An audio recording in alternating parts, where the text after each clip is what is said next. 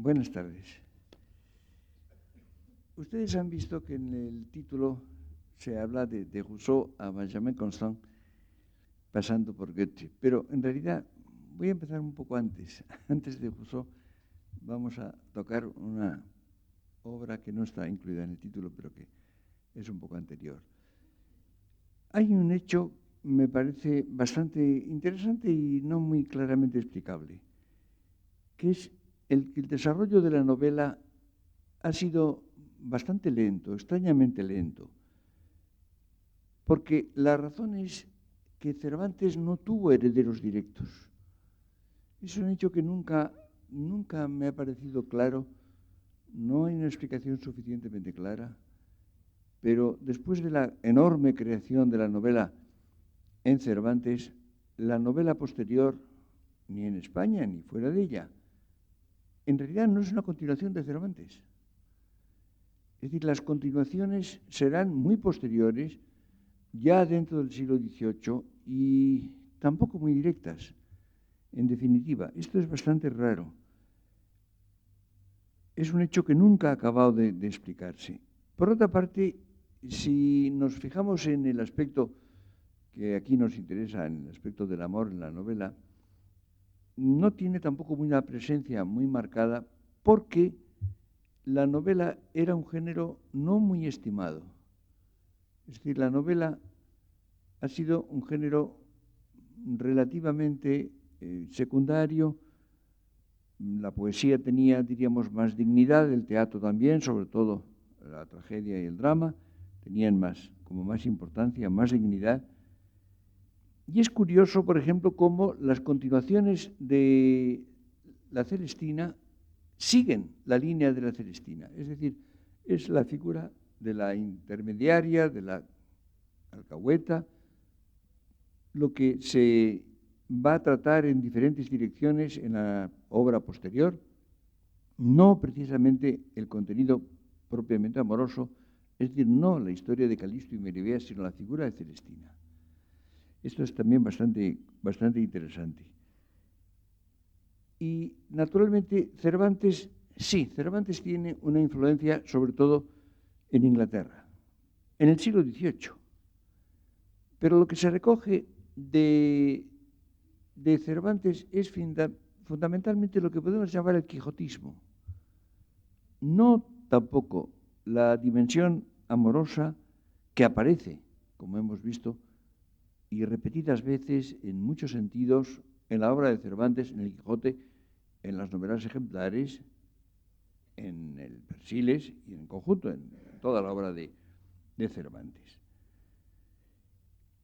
Ahora, en el siglo XVIII hay unos cuantos pasos en que poco a poco se va preparando lo que no llegará a tener madurez hasta ya entrado el siglo XIX, que es la época de mayor esplendor de la novela, en que realmente tendrá verdadera importancia.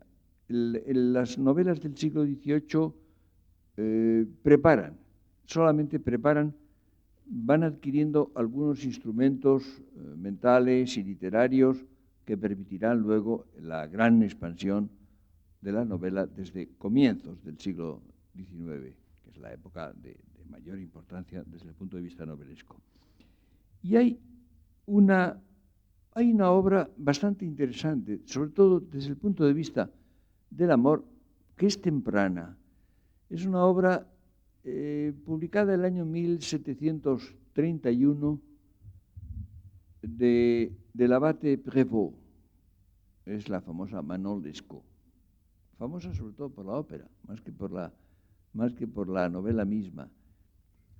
Ustedes saben que este hombre, que fue fraile, que entró y salió y tuvo muchas dificultades y en su vida religiosa, literaria, fue un poco aventurero, escribió una serie de libros que se llamaban Mémoires d'un homme de qualité, Memorias de un hombre de calidad, un hombre distinguido. Y el último tomo, que es de 1731, es la historia del caballero de Grieux y Manon Lescaut, una historia amorosa. Es un libro breve, es una novela bastante breve que fue considerada como una obra en cierto modo atrevida, licenciosa, tuvo ciertas dificultades, pero es un libro conciso, sobrio, lleno de sustancia, con un gran talento narrativo. Y en definitiva, si hubiera que señalar entre las novelas del siglo XVIII la que tenga más interés desde el punto de vista del amor, probablemente habría que decir Manon Lescaut. Es una historia muy desdichada. Es una historia de los amores de un caballero muy joven, de una familia distinguida, pero no rica, y además con una relación no muy buena con su padre. Por tanto, el caballero de Grillo no dispone de muchos fondos, lo cual es esencial en la obra, como verán ustedes enseguida. Y conoce a una muchacha muy joven, muy atractiva, muy bonita, Manon Lescaut, sensual, enteramente irresponsable, de la cual se enamora perdidamente, con una gran pasión, una pasión muy fundamentalmente sensual, por supuesto, la encuentra enormemente atractiva, pero hay algo más que el mero atractivo sensual. Y ella, curiosamente, le corresponde con un tipo de amor frívolo, también sensual, desleal, que es importante, pero verdadero. Es decir, Manon engaña repetidas veces al caballero de Grillo y lo abandona una vez y otra por otros amantes. Porque lo que pasa es que no se aviene a tener una vida miserable. Por eso les decía que si el caballero de Grillo hubiera tenido más recursos, la cosa hubiera sido mejor, pero no los tiene. Y entonces ella sucumbe a las tentaciones de amantes ricos que le proporcionan magníficos pisos, criados, joyas y una vida próspera, y se va con ellos. Se va con ellos sin olvidar nunca a Desgrieux, al cual sigue queriendo. Y además con verdad, es una mezcla curiosísima de amor desleal y verdadero. Son las dos expresiones que he empleado. Y esto está contado por Prévost realmente con talento y con mucha eficacia. Naturalmente ahí aparecen unos personajes secundarios, hay un amigo de Grillo que es un hombre admirable y es muy fiel, en cambio es un amigo fiel que lo ayuda en todo lo posible. Manon tiene un hermano que es un sinvergüenza perfecto, es un oficial del ejército, pero es un jugador y sin escrúpulos. Y hay una cantidad de historias que son lamentables y la obra tiene un desenlace sumamente triste. Es una obra que forma parte de ese ambiente frecuentemente lacrimoso, que era muy gustoso del siglo XVIII. No olviden ustedes que en el siglo XVIII se crea lo que se llamaba la comédie larmoyante, la comedia lacrimosa, que por ejemplo tiene muchos ejemplos. En España, el delincuente honrado de Jovellanos. Pero en fin, aquí no hablamos de teatro en este curso. Pero de todas maneras, me parece importante el tener en cuenta esta novela que no tiene consecuencias directas y que tiene caracteres en cierto modo opuestos a lo que es la novela amorosa normal en el siglo XVIII. La gran novela, digamos, la que fue la más representativa, la que tuvo un éxito extraordinario en el siglo XVIII y fue enormemente leída, es la Julie ou la Nouvelle Héloïse de Rousseau, la Julia o la Nueva Eloísa. Es un libro del año 1761, 30 años posterior a Manon Lescaut. Y es un libro, hay que decirlo, muy aburrido. Pero es curioso el éxito que tienen algunos libros muy aburridos. A pesar de o por ser aburridos, este es el problema. A veces es a pesar de, otras veces es por ello. Pero si ustedes hacen una reseña de los libros que han tenido enorme éxito en diferentes épocas, incluida la nuestra, encontrarán ustedes que con bastante frecuencia se trata de libros enormemente aburridos. La Nouvelle Héloïse es un libro muy largo, muy largo. Yo tengo una bonita edición de las obras completas de Rousseau, de la época romántica, buena edición, y son dos tomos compactos, grandes. Tiene además un elemento que le añade quizá a su tendencia aburrida, es una novela epistolar. Son cartas. Todas las novelas son cartas.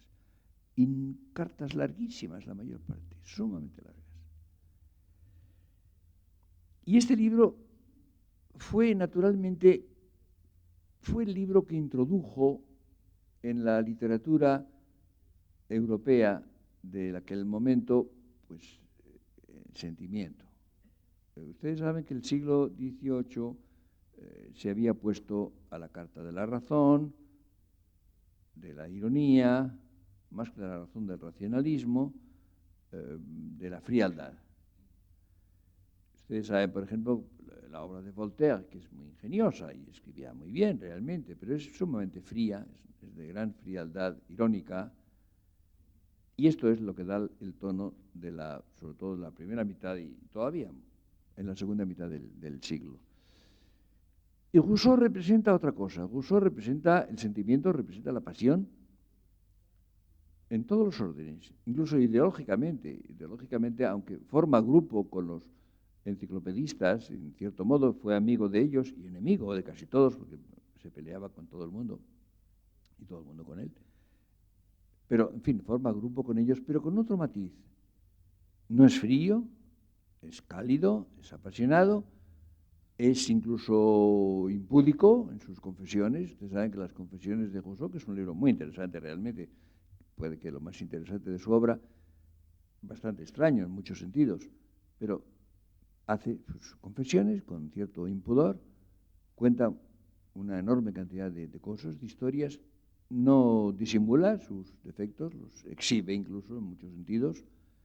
Y esta novela representa precisamente en forma de ficción, en forma novelesca, algo muy característico del siglo XVIII, que es lo que llamaríamos el análisis de los estados de ánimo del amante. Esto es lo importante. Yo creo que si no se ve esto, no se entiende lo que significa la novela amorosa del siglo XVIII. Es decir, en mucho más que la proyección hacia la persona amada,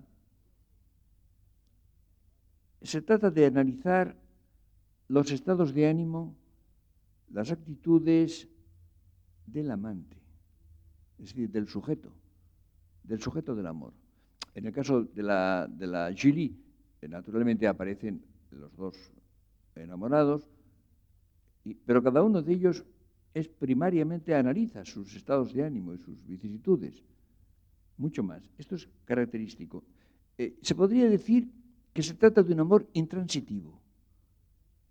Esta quizás sería la expresión más adecuada para calificar esta manera de amor que aparece en la novela del XVIII. Ahora bien, esto implica un riesgo de falsedad. Hay evidentemente una especie de, diríamos, de introspección, de narcisismo. El enamorado vuelve la atención sobre sí mismo y analiza lo que le pasa, sus estados de ánimo, sus dudas, sus impulsos, sus celos, sus desánimos, sobre todo. En la Julie tiene además un elemento sociológico que nunca falta en la obra de Rousseau. Se trata de un preceptor, que es un hombre de una clase social modesta, que se prenda de una muchacha que es su discípula, está encargado de la educación de esta muchacha, que es de una clase social más alta, es de una clase aristocrática. Y entonces se juntan dos elementos, la atracción espontánea, que siente primero él por la muchacha y después ella también por él, combinado esto con las dificultades sociales, que tienen un gran papel y que van a ser evidentemente el factor decisivo de toda la historia, que repito, se prolonga largamente, con diferentes vicisitudes, con intervenciones de las familias y de las presiones sociales, etcétera. Pero en forma, repito, insisto, en una forma intransitiva. Hay interminables disquisiciones en las cuales, curiosamente, está poco presente el objeto del amor. Fíjense ustedes que esto es muy característico de toda la obra del siglo XVIII.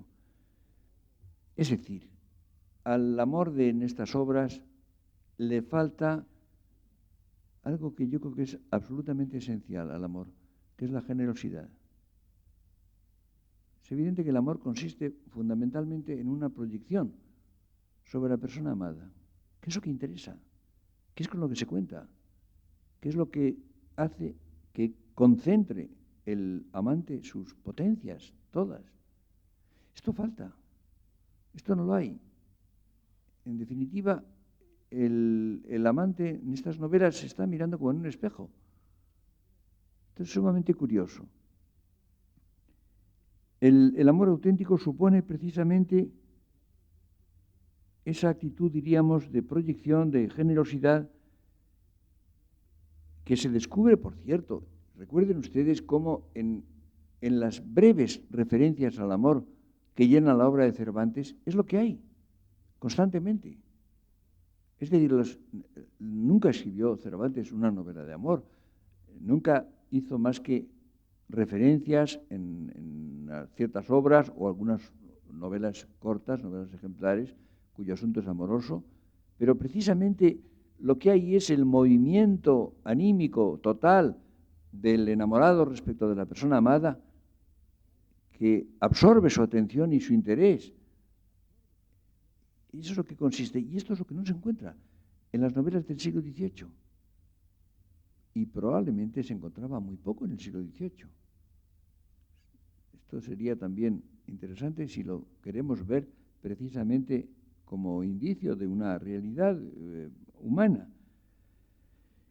Ahora, Rousseau naturalmente añade cosas que son bastante importantes. Hay un cambio de óptica respecto de la literatura anterior, que en cierto momento, pero no todavía en él, dará frutos amorosos. Y yo creo, sobre todo, que lo que está detrás de la novela de la Julie en Rousseau es la huella de la experiencia de los amores personales de Rousseau, que fueron muy varios y muy complicados y frecuentemente turbios, no muy claros, empezando por Madame de Warens y siguiendo por Madame de Toulouse y todos los intermedios. Muchos son falsos, evidentemente. No es falso lo que él cuenta, porque él habla con bastante sinceridad, incluso, les decía ustedes, con bastante impudor. Pero probablemente son, en definitiva, falsos. En parte porque, diríamos, lo que hay en la obra de Rousseau, lo mismo en la novela que en las memorias, las confesiones, es mucho más introspección, análisis psicológico, análisis de los sentimientos. Y yo tengo la convicción muy arraigada de que el amor no es un sentimiento, sino otra cosa, que va acompañado de sentimientos amorosos, ciertamente. Pero claro, si se quedan los sentimientos, se pierde la sustancia, se pierde el núcleo fundamental, el nervio del amor, que es otra cosa. Y esto no lo esperen ustedes encontrar en la novela del siglo XVIII. Después sí, ya veremos cómo aparece. Pero es interesante ver cómo tardó mucho.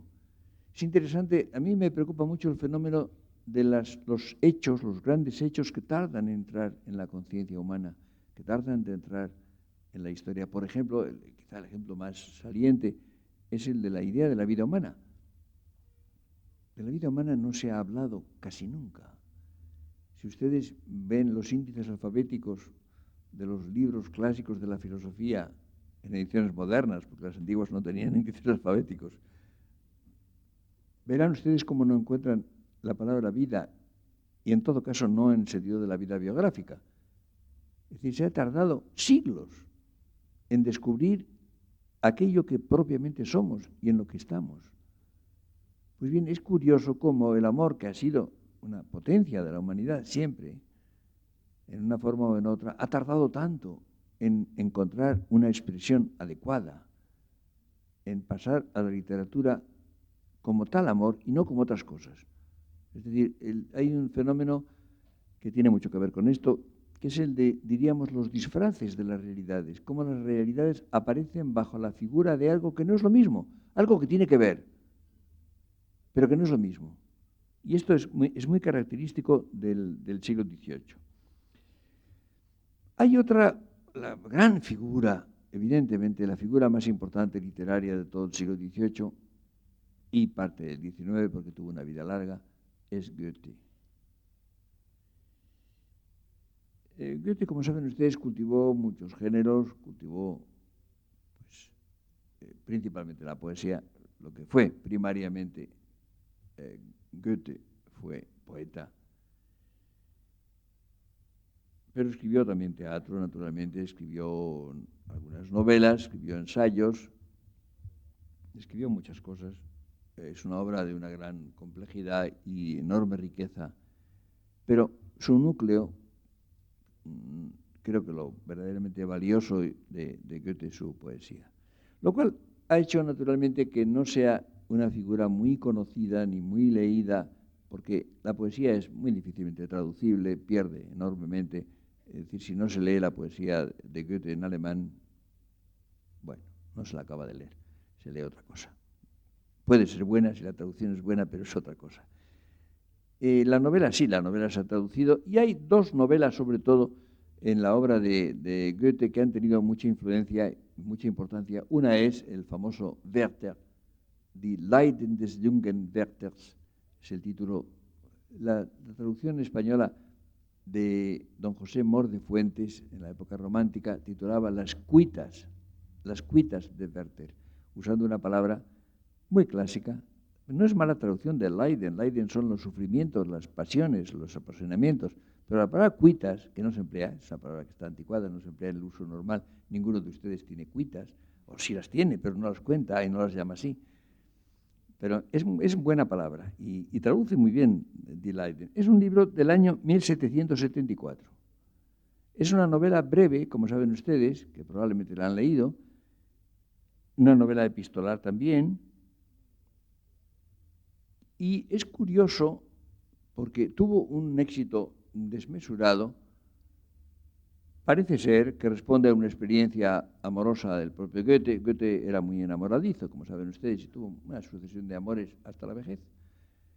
Y porque vivió muchos años. No olviden ustedes que nació el año 1749 y murió en 1832. Para la época, sobre todo, tuvo una gran longevidad. Pues bien, esta obra tuvo mucho éxito, en parte por su brevedad, fue traducida a otras lenguas pronto también, y parece ser que fue culpable de una especie de epidemia de suicidios. Nunca queda claro si la gente se suicidó por haber leído el Werther, se dijo, se admitió, es la leyenda que acompaña este libro. Nos cuesta un poco de trabajo creer que porque se leyera el Werther la gente se pegara un tiro, pero en fin, nunca se sabe. El personaje lo hace, por supuesto. Goethe no lo hizo. Y naturalmente se ha pensado que el libro fue una especie de catarsis, de purificación. En vez de suicidarse, escribió el libro. Siempre es más cómodo. Y tiene menos consecuencias, o tiene consecuencias positivas. Es curioso, porque es un libro, diría yo, que es al mismo tiempo el personaje, el joven Werther, personaje simpático, que se enamora, como saben ustedes, de Carlota, está casada, que tiene unos hijos, que tiene un marido con el cual tiene gran simpatía Werther. Es un ensimismado y al mismo tiempo un enajenado, que termina pegándose el tiro, claro. Esto es curioso, pero esa combinación de ensimismamiento y enajenación que parece una contradicción, es el núcleo de la actitud de Werther. Es un libro, evidentemente tiene elementos autobiográficos. Esto parece indiscutible, se ha estudiado mucho. Y tiene una solución, un desenlace, diríamos, claramente prerromántico. No olviden ustedes que estamos en pleno siglo XVIII. El libro es de 1774. Es un desenlace muy dramático, de carácter prerromántico. El suicidio, como saben ustedes, fue bastante frecuente en la época romántica, pero no antes. El suicidio en el siglo XVIII, época racionalista, sensual, dada precisamente al goce de la vida, mucho más que a otra cosa, no era frecuente en ella el suicidio. En cambio, en la época romántica sí, en la época romántica aparece un elemento de apasionamiento y de un cierto pesimismo global o previo que podía empujar en este sentido. Y si el libro se hubiera publicado 30 o quizá 40 años después, hubiera parecido más normal el que hubiera sido un estímulo para el suicidio. Pero en la época en que se publica es realmente extraño. Pero lo interesante es que Werther habla sobre todo de sí mismo, mucho más que de Carlota. Es decir, él está enamorado de Carlota por la dificultad de la situación de que es una mujer casada y que él es un hombre muy decente y además tiene amistad con el marido y no tiene facilidades de desarrollo de sus amores. Pero en realidad de lo que habla más es de sí mismo. Y el lector actual echa de menos una ocupación mayor con la amada, una presencia mayor en las cartas de Werther, de Carlota. ¿No? Aparece Werther, primariamente. Goethe escribió después otro libro, distinto, mucho más largo, muy posterior, es de 1809, que es el libro que se llama Die Wahlverwandtschaften, las afinidades electivas. Es un libro bastante tedioso. A mí me aburre mucho, lo confieso. Me acuerdo que a Ortega le alegró saber que a mí me aburría porque a él también lo aburría. Y él era gran admirador de Goethe, tenía gran entusiasmo por Goethe. Pero este libro no.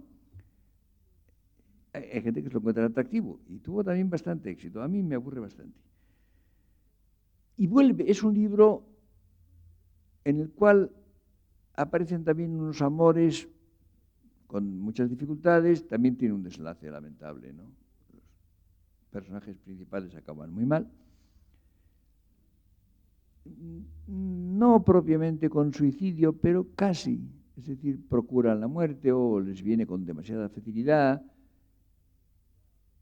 Ahí está todo lleno de buenos sentimientos, de sentimientos generosos. Por ejemplo, la mujer del protagonista. El protagonista está enamorado de una sobrina de su mujer, Otilia, pero están llenos de buenos sentimientos todos y son muy buenas personas, todos ellos. Y la obra está llena de análisis morosos, análisis enormemente morosos, enormemente minuciosos, combinados también con cartas. Hay cartas. También no es una novela epistolar, pero está con bastantes cartas intercaladas. Cartas muy convencionales, por cierto. No son cartas con espontaneidad, no tienen la frescura que puede o debe tener la carta. Lo que tiene este libro, los dos libros de Goethe lo tienen, es que son una anticipación de lo que será más adelante la novela psicológica. Ustedes saben que el siglo XIX, pero ya sobre todo en su segunda mitad, fue la época de florecimiento de una forma de novela que es la novela psicológica. La novela psicológica, que lo veremos en su momento, pero en fin, quiero anticiparlo, la novela psicológica es un caso particular de la tendencia del siglo XIX, de la segunda mitad del XIX, a lo que se llamó el psicologismo, que por ejemplo actúa enormemente en filosofía. Era la idea general de que puesto que puesto que la vida tiene un carácter psíquico, todo es parte de la psicología. Ustedes saben, por ejemplo, que en filosofía el psicologismo considera que la lógica o la ética o la estética son partes, son capítulos de la psicología. Por ejemplo, en la cosa de la lógica dirán, la lógica trata del pensamiento. Ahora, el pensamiento es una actividad psíquica. Por tanto, entonces la lógica es una parte de la psicología, es un capítulo de la psicología. Bueno, esto es un error filosófico total. Esto Husserl lo puso bien claro al mostrar que hay dos cosas distintas. Una que es la actividad que llamamos pensamiento, que es psíquica efectivamente, y otra es el contenido del pensamiento, que no es psíquico. Si yo les digo a ustedes ahora cualquier cosa, por ejemplo, 2 y 2 son 4, ustedes cada uno piensa 2 y 2 son 4, efectivamente 2 y 2 son 4, y cada uno de ustedes ejecuta un acto psíquico, un acto que es pensar 2 y 2 son 4. Pero lo que ustedes piensan, lo pensado en ese acto, no es psíquico, es el contenido objetivo de que 2 y 2 son 4. Y eso no tiene que ver con la psicología. Y eso es, no ya que sea igual, parecido entre ustedes, es idéntico. Ustedes piensan lo mismo, el contenido es lo mismo. Y es lo que interesa a la lógica. La lógica no habla de los pensamientos, habla del pensamiento, de los contenidos del pensamiento. Bueno, lo mismo podríamos decir de la estética o de la ética. Pues bien, la novela reduce precisamente la vida humana a vida psíquica. Y la vida humana no es vida psíquica, es vida personal, es vida biográfica, que tiene caracteres psíquicos, naturalmente, que se realiza en actos psíquicos, no faltaba más, pero no consiste en eso. Lo mismo que les decía a ustedes, el amor va acompañado de sentimientos amorosos, pero no es un sentimiento. Y claro, este es un error evidente. Ahora, evidentemente la novela psicológica tiene un campo sumamente rico, tiene un campo muy amplio, permitió un tipo de finura de análisis de eso, de análisis de la vida psíquica, que la novela de la segunda mitad del XIX hizo y lo hizo muy bien. Y esto sí, evidentemente, se prepara ya en el siglo XVIII, lo prepara en cierto modo Rousseau, lo prepara Goethe también. Si ustedes leen desde este punto de vista el Werther o las afinidades selectivas, tienen evidentemente interés. Ahora, si ustedes buscan el amor mismo, el amor, diríamos, en su mismidad, temo que no lo encuentren. Y por tanto, si se busca eso, hay un elemento ciertamente de decepción. Y hay, después, ya dentro del siglo XIX, hay un libro que es interesante porque es un libro específicamente amoroso. Es un libro dedicado precisamente al análisis del amor. Es el libro de Benjamin Constant, Constant de Rebecque, el nombre completo, que se llama Adolphe. Es el Adolfo. Es un libro ya publicado dentro del siglo XIX, se publicó el año 1816. Ustedes saben que Benjamin Constant era un tipo muy curioso, era un hombre enormemente culto, suizo de nacimiento, que estuvo en Alemania y estuvo en Inglaterra y en Francia muy principalmente. Escribió una obra muy interesante sobre problemas de historia religiosa, de política, de análisis político y social. Era de ese tipo de hombres que forman la Francia de la Restauración e incluso del reinado de Luis Felipe. Ha sido una de las épocas en que Francia ha sido más inteligente. Y entonces era fácil para un francés ser inteligente porque Francia lo era. Cuando un país es inteligente, es relativamente fácil ser inteligente en él. Cuando un país es estúpido, es muy difícil ser inteligente. Es una dificultad, como lo digo, cuando un país es corrupto, es difícil ser decente en él, es evidente. No es que sea imposible, gracias a Dios, pero es más difícil. Y yo creo que ha habido pocas épocas en que Francia ha sido tan inteligente, fue en el siglo XVII, sobre todo en la primera mitad del siglo XVII, Francia es muy inteligente, y lo volvió a ser especialmente en el reinado de Luis Felipe entre 1830 y 1848. Es la época de Guizot, de Benjamin Constant, bueno, ya antes, un poco antes de Mendivirán, de Royer Collard, en fin, es una época en que hay una serie de figuras sumamente claras e inteligentes. Y Benjamin Constant forma parte de ese grupo. Pero escribe un libro curioso, es un libro breve, es un libro bastante breve, bastante conciso, y es una transposición inexacta, por supuesto inexacta, e incompleta también, en muchos sentidos, de los amores que tuvo con Madame de Staël. Ustedes saben que Madame de Staël, a la cual no lee casi nadie ahora, fue una autora famosísima. Era hija de Necker. Necker era un ginebrino, sobre todo hacendista, fue ministro de Luis XVI. Y ella era una mujer muy a caballo entre la cultura alemana y la cultura francesa. Fue realmente la que introdujo la cultura alemana, que era muy poco conocida en Francia. Escribió un libro famoso que se llamaba De l'Allemagne y otro libro también muy influyente que se llamaba Corinne ou l'Italie. Y era muy enemiga de Napoleón, tuvo una serie de problemas, la tuvo desterrada casi todo el tiempo en Suiza. Y tuvo bastantes amores también, gente muy fuerte personalidad, y tuvo unos amores, largos amores con Benjamin Constant. Pero naturalmente mezcla otras cosas, no es un libro tampoco autobiográfico propiamente hablando. Empezó teniendo, la primera amante que tuvo, que se sepa, de Benjamin Constant, era una mujer que tenía 27 años más que él, lo cual no es muy frecuente, pero pasa también. Y hay evidentemente mezclas también de sus experiencias, y además hay un elemento de ficción también, por supuesto, ¿no? Lo que caracteriza el libro de Benjamin Constant es que tiene mucho rigor. Es un libro, repito, sobrio, breve, no pasa de ser una novela relativamente corta, está entre la novela propiamente dicha y la novela corta, y tiene gran agudeza psicológica.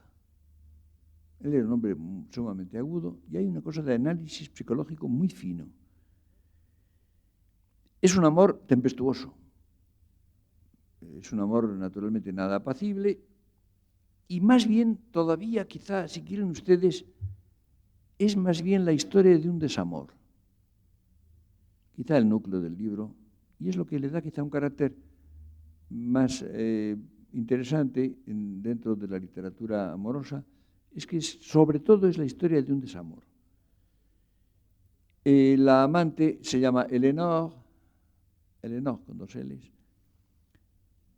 y el desenamoramiento de Adolphe, que acaba por separarse de ella, y hay una ruptura muy largamente analizada, destruye a la mujer, destruye a Eleanor. Es un libro, diríamos, muy pesimista, muy negativo. Pero lo curioso del caso es que a Adolphe, que ha sentido esta ruptura como una liberación, evidentemente la eliminación de un amor que ya no se siente o que no se comparte es una gran liberación, pero sin embargo le deja un vacío enormemente doloroso. Es decir, el libro termina con la destrucción de Eleanor y con un muy doloroso vacío en que queda Adolphe. Esto es sumamente curioso. Como ven ustedes, es un libro prerromántico. En definitiva, ustedes saben que el prerromanticismo es la presencia de elementos románticos antes de la vigencia del romanticismo. El romanticismo empieza más o menos a estas fechas. Yo creo que el romanticismo es más antiguo de lo que normalmente se piensa, pero en todo caso el libro es un libro que está muy a caballo entre el siglo XVIII y el romanticismo, por su estilo de sobriedad, de rigor, de análisis conceptual.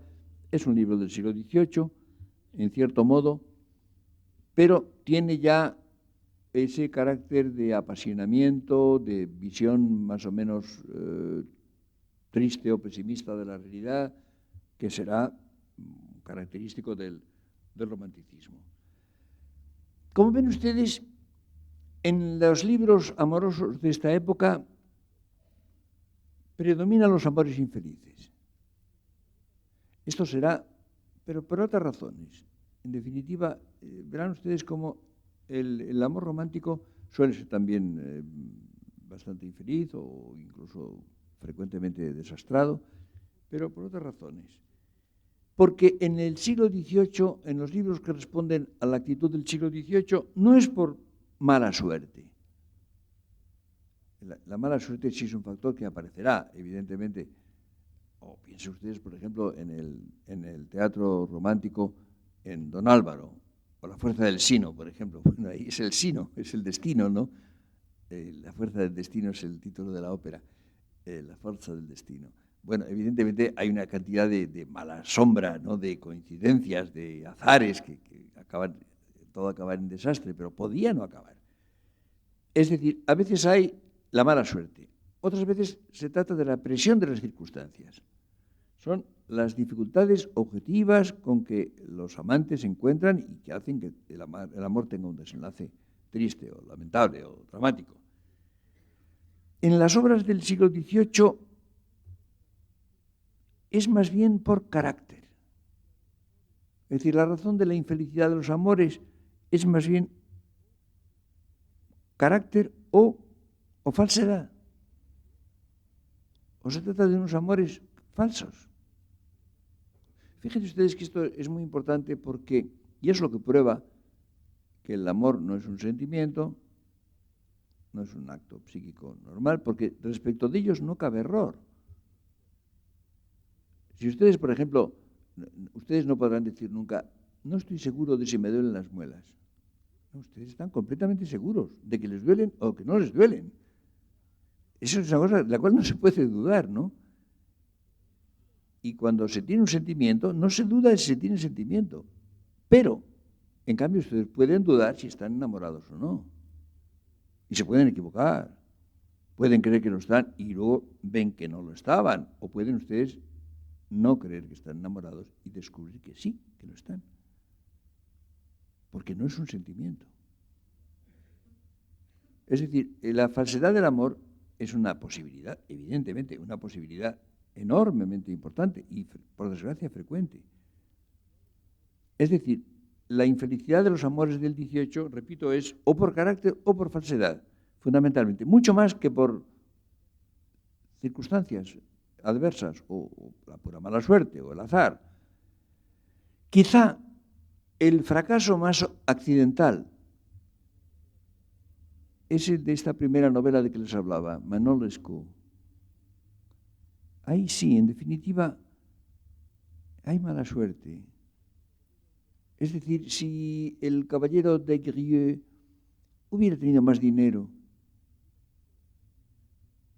hubiera tenido el libro un desenlace mucho más feliz y Manon no lo hubiera abandonado tantas veces, ni hubieran sobrevenido sobre ellos tal número de calamidades como las que los abruman.